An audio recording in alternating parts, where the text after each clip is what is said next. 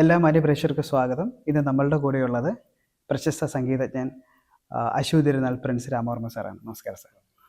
സാറിനെ ആദ്യമായിട്ട് സംഗീത രംഗത്തേക്ക് പ്രൊമോട്ട് ചെയ്ത് അല്ലെങ്കിൽ ഇനിഷ്യേറ്റ് ചെയ്തത് പഠിപ്പിക്കുന്നതിലാണോ അതോ പെർഫോം ചെയ്യുന്നത്? പെർഫോം ചെയ്യുന്ന ഡോക്ടർ ടി വി ഗോപാലകൃഷ്ണൻ ഒരാളാണ്.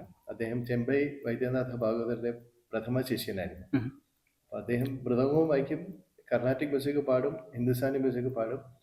ഏതെങ്കിലും ഒരു കുട്ടിക്ക് നല്ല അർഹതയുള്ള ആർക്കെങ്കിലും കിട്ടേണ്ട റെക്കഗ്നേഷൻ കിട്ടുന്നില്ലെന്ന് പറഞ്ഞാൽ അദ്ദേഹത്തിന് ഒരു സ്വാർത്ഥ ചിന്തയില്ലാതെ അവരെ പ്രൊമോട്ട് ചെയ്യും. വളരെ കൊച്ചു കുട്ടികളെ ഒരുപാട് പേരെ പ്രൊമോട്ട് ചെയ്തിട്ടുണ്ട്. അപ്പോൾ അദ്ദേഹം ഒരു പ്രാവശ്യം തിരുവനന്തപുരത്ത് സൂര്യ ഫെസ്റ്റിവലിന് ഒരു കച്ചേരി മൃദംഗം വായിക്കാനായിട്ട് ട്രെയിനിൽ യാത്ര ചെയ്യായിരുന്നു.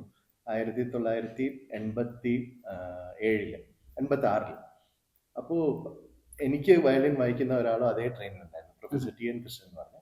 അപ്പോൾ ടി എൻ കൃഷ്ണൻ പറഞ്ഞു, ഇനി നവരാത്രി മണ്ഡപത്തിൽ, അന്ന് നവരാത്രി മണ്ഡപത്തിൽ പബ്ലിക് കച്ചേരി ഒന്നും പാടില്ല, രാവിലെ ദേവിയുടെ മുമ്പിൽ ഒരു വഴിപാട് പോലെ ഞാൻ പാടുമായിരുന്നു. അപ്പോൾ ഇങ്ങനെ കവടിയാർ പാലസിൽ ഒരു പയ്യൻ പാടുന്നുണ്ട്, അയാൾക്ക് ഞാൻ വായിക്കുന്നുണ്ട്, അതെനിക്ക് കേൾക്കണം എന്ന് പറഞ്ഞ് ടി വി ഗോപാലകൃഷ്ണൻ സാർ അദ്ദേഹത്തിൻ്റെ കൂടെ പറഞ്ഞു ഓഡിയൻസ് ആയിട്ട്. അപ്പോൾ ഞങ്ങളുടെ പാലസിൽ ആർക്കും ഞാൻ വെളിയിൽ പാടണം എന്ന് ഒരു താല്പര്യമില്ല, എനിക്കും താല്പര്യമില്ല. സത്യം, ഞാൻ പാട്ട് പഠിക്കുന്നു, ഈ പാട്ട് ഇഷ്ടമുള്ളൂ. ടി വി ഗോപാലകൃഷ്ണൻ, ഞങ്ങൾ ടി വി ജി എന്നാണ് വിളിക്കുന്നത്. ഇപ്പോഴും അദ്ദേഹത്തിന് 93 വയസ്സ് കഴിഞ്ഞു. ഞാൻ ഇപ്പോൾ ഇന്നലെ മദ്രാസിൽ നിന്ന് ഫ്ലൈറ്റിൽ ഞാൻ ഇവിടെ വന്നേ ഉള്ളൂ. മദ്രാസിൽ പോയത് കാരണം ടി വി ജി സാറിൻ്റെ കൂടെ ഒരു ദിവസം സ്പെൻഡ് ചെയ്യാൻ വേണ്ടിയാണ്, വേറെ ഒരു കാരണമില്ല. ജസ്റ്റ് ഞങ്ങൾ അത്രയും ആത്മബന്ധമുള്ള അപ്പോൾ മുതൽ 1986 മുതൽ. ഇപ്പോൾ ടി വി ഗോപാലകൃഷ്ണൻ സാറ് ഞാൻ പാടുന്നത്, ഈ കുട്ടി നന്നായിട്ട് പാടുന്നല്ലോ, ഇത് പബ്ലിക്കായിട്ട് പാടണം. അപ്പോൾ ഞങ്ങൾ പാലസിലെ ആൾക്കാർ ഞങ്ങളിങ്ങനെ ഇതിലിരിക്കും, ആൾക്കാർ താഴെ ഇരുന്ന് പാടും. അപ്പോൾ മ്യൂസീഷ്യൻസിന് സോഷ്യൽ സ്റ്റാറ്റസ് വളരെ താഴെയാണ് കൊടുത്തിരുന്നത്. ഇപ്പോൾ പ്രോത്സാഹിപ്പിച്ചിരുന്ന അമ്മ മഹാറാണി സേതു പാർവതി ഇവിടെ ഊണ് കഴിക്കുമ്പോൾ ഇവിടെയാണ് ഉണ്ണുന്നതെങ്കിൽ ഈ മുറിയിലിരുന്ന് മുല്ലമൂട് ഭാഗന്മാർ കച്ചേരി പാടണം.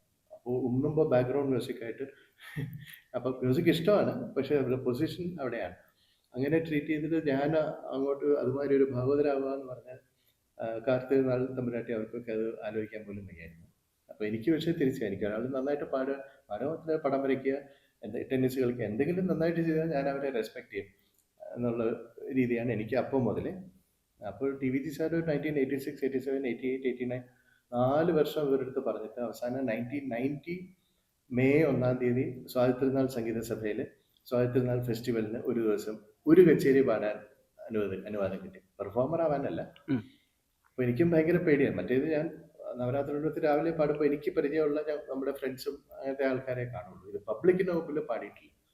പക്ഷെ അത് പാടിയപ്പോൾ വലിയ കുഴപ്പമൊന്നും പറ്റിയില്ല. അപ്പോൾ ടി വി ജി സാർ പറഞ്ഞു, കണ്ടില്ലേ ഇത് പാടിയോണ്ട് എല്ലാവരും ഹാപ്പി ആയല്ലോ, ഇവിടെ മാത്രം പാടിയപ്പോൾ മദ്രാസിലും പാടണം എന്ന് പറഞ്ഞ് 1990 ഡിസംബറിൽ മദ്രാസിൽ ഒരു കച്ചേരി പാടി. അങ്ങനെ 2 കച്ചേരി മാത്രം ആയിരുന്നു പാടി. അങ്ങനെയാണ് തുടക്കം. പക്ഷെ ആ സ്റ്റേജിൽ ഒരു പബ്ലിക്കിൻ്റെ മുമ്പിൽ പാടിയപ്പോഴത്തേക്ക് എനിക്ക് അതിനു മുമ്പില്ലാത്ത ഒരു എക്സ്പീരിയൻസ് ആയിരുന്നു അത്.